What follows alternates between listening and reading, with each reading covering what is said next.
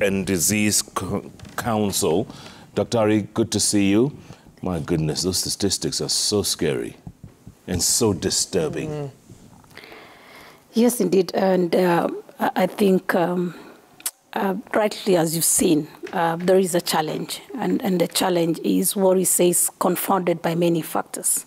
And that's why the name epidemic comes in, where an epidemic is a disease but has other different factors such as poverty, such as education that is lacking. And these factors keep interacting to keep the disease longer with us. And that is what has happened to HIV. It's been able to move from what we knew to localize itself to a group of young people who have what we call accusation factors, and that those factors are because of their vulnerabilities around where they live and some of the situations that they're in. So indeed, it's a worrying situation for the country. So how do you begin to tackle an issue like this? We heard one of the officers saying, you know, youth cannot be bothered about contracting it, saying, I can manage it. So how do you begin to reach a generation like that? I think one of the things that we must begin asking ourselves is, where has the rain started beating us? And especially for young people.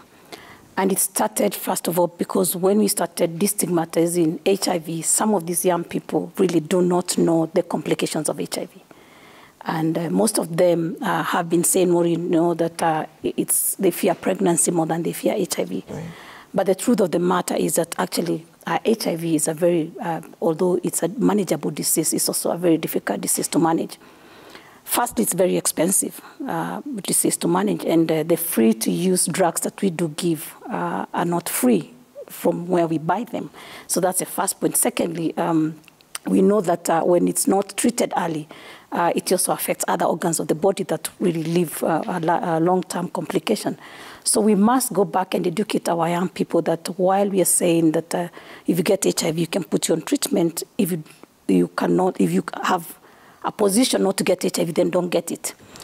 That's the first level of education. But also when you look at the factors that we see from the clip that we just saw, and one of the factors is that the girls, as we saw these statistics, we're talking about 5,000, majority are girls. We find like 600 are the boys of the same age, and the other 4,600 will be the girls. So why the girls? So we have a couple of factors. One is sexual violence. And that sexual violence, I think we are hiding something there. We are hiding a factor called incest. Who is defiling some of our girls? Sometimes even in the best homes, you're beginning to see these defilements happening from grandfathers, from fathers, from uncles, from brothers, and then, of course, from the neighbors, as we saw for that child. So that is one factor we must address. And the second factor is education. By children, especially girls, staying in school and transitioning to secondary school, we know that just keeping them in school alone, we reduce their risk of getting HIV by almost 60%. Then I want also to say that when you look at the cohort above that, 15 to 19, then you start moving 20 to 24. There's also a problem, and then again until 29. And that is where all our infections are concentrated. Almost 67% will be around that age. And one of the conversations as a country we must also have is the conversation about transition to work, the joblessness, the desperation that we are getting, the lack of food. How do we look at these factors as factors that enable this epidemic to continue thriving among young people? Secondly, I think there's one other factor we must also look at, and the factor is usually not spoken about largely. It's the factor of men. We heard that we've been told that we have treatment coverage for 95, but the success for men is not as largely as for women. And so what's the problem there? If you don't get men early and treat men and make them viral suppressed, then we start seeing the infections you're seeing in the young women and girls. Because genetically, a man transmitting HIV to the woman is easier than men acquiring HIV from women. And so what it means is one man is able to transmit HIV to many women. So if we want to also stem this epidemic, we also need to bring men on board, make sure they're also getting diagnosed early, and they're also getting on treatment, because as you heard from the professor there, Once someone is on treatment, their viral suppression is achieved, and therefore they do not transmit HIV. So some of these factors, we have to do them jointly. Dr. Ari, how do you communicate with a child or someone who was born with HIV? How do you communicate with them? I think that's a very difficult conversation, first of all, I must admit. And there is usually a lot of blame on parents. Why didn't you tell the child? And if you speak to most women living with HIV, you don't even know the right time. You want to tell the child they're small, and you begin saying you're going to the clinic because sometimes they're told they have a heart disease. And then with time, the child begins to sometimes refusing to take the medications. So you're caught up in a situation where you must tell the child the truth. So what we've done within the clinic setups, we do what you call a supportive disclosure, where the person who's been treating the child helps the parent to be able to disclose to the child. But sometimes it doesn't happen, and the child finds it out by themselves. Circumstances, for example, someone else tells them about the HIV status of their mothers, and they shift the blame to the parent. And that's why you feel that a lot of times, because of stigma, the mother is not communicating to the child. So the most important thing for this child is that as soon as they begin knowing what's going on in their life, the small little disclosures that they can have between the mother and the service provider begin to happen. And then as they have cognitive age, by the time they are 9, it's important for them, the facility and the mother, to actually start telling them educating about HIV. We've seen a cohort of those children who are really empowered, and they've been living with HIV all their lives, and they know how to even disclose to their partners. But then again, adolescence sets in, and there's nothing different from a child who is living with HIV from any other normal child. So they'll get all the things adolescent children go through. They are healthy. If they are viral suppressed, they have all the feelings. And so then the society stigma limits them. Yeah. Because the minute, one of them told me one time how she disclosed and the man just disappeared in a restaurant and left her with a bill to pay.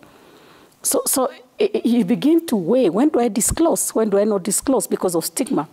And therefore, for us to really support disclosure, we also must examine stigmatization attitudes that we have within the community setup. But most importantly, at the individual level, it's really important that the mother is supported or the father is supported to be able to disclose to the child. Yeah. When you talk about some key factors in terms of response, sensitizing the youth on prevention measures, testing, getting people on treatment, how much of a factor is funding? Because we had seen an interruption sometime last year. How has that impacted the programs, for instance? So thank you very much, Victoria. You know, when we started these programs in the 90s, remember we didn't have treatment. And our treatment program, which is basically the first universal kind of coverage and free-to-use program that we had in this country, was largely donor-funded. And at that time, most of these products we're talking about, to the tune of 25 billion Kenya shillings, were funded by donors.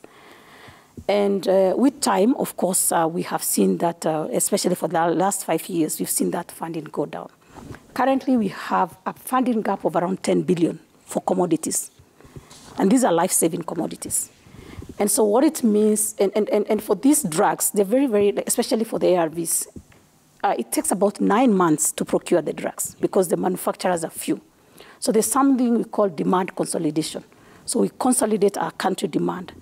And therefore, we know how much we need for the year. So we know for us to have a healthy supply chain for both prevention and treatment commodities, we need around 25 billion. And then we begin ordering those drugs. Now, the challenge is, over the years, as the donors began to reduce their funding for commodities, we have not increased our own funding to bridge those gaps. So there are quite a number of solutions we must explore. One is that we must stop the new infections. Otherwise, because we have the second largest treatment program in Africa. I mean, we cannot treat ourselves out of this epidemic. It's expensive. So we must first begin by saying the young people who are getting infected, let's stop them from getting infected. Because if you look at last year, our cohort of people above 34 who are getting HIV, there were fewer. So we start there. Secondly, we then begin to ask ourselves, how do we sustain this treatment? maybe we need to think about local manufacturing. Currently, we have one company that is manufacturing what you call the first-line drugs, and see how we then bring some of those companies here to manufacture. And then they also probably can also offer job opportunities for these young people. And we have the drugs nearer. But most importantly is also begin to prioritize things like condoms. Currently, we have almost a 4 billion gap for condoms. Wow. So we really have to think outside the box, how we then manage this particular epidemic. Most importantly, when you go to condoms, for example, Kenya has one of the lowest market share for private sector. Why? Because of stigma again. Even people who can buy, they are not picking up the condom that they are able to buy, so that we are left buying condoms for those who cannot buy. So we have to re-examine what agency do we have as individuals. And then the choices that we have as a country to really put prevention and invest in prevention so that we don't pay for the entire lifetime. Yeah, and priorities as well, Doctor. Absolutely. Priorities. Dr. Ruth Libon-Maisha, thank you so much for your insights. We appreciate it, and good luck. Very scary. It's a long road ahead, but something needs to be done. Thank you so much. Thank you for doing that. Appreciate that. We're going to take a quick break, come back. We have sports news up next. Plenty of sports. Stay with us. Keep tweeting at Koinange Jeff. At Vicky Rubadiri. That's Citizen TV Kenya. The hashtag is Sunday Live. Sunday Live.